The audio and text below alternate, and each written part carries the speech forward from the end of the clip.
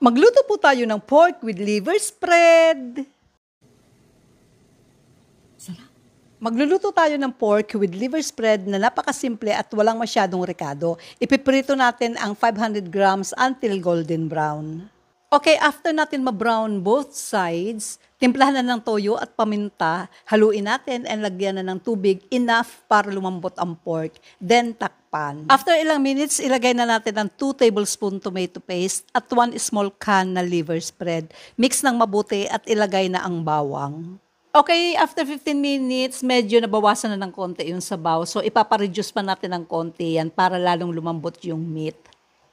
O guys, tara na tingnan na natin. Ang maganda sa ulam na to kasi napakasimple lang niya. At pwede siya sa chicken, beef, and sa pork like liempo, spare ribs. So, let's go check na natin. Kainan na!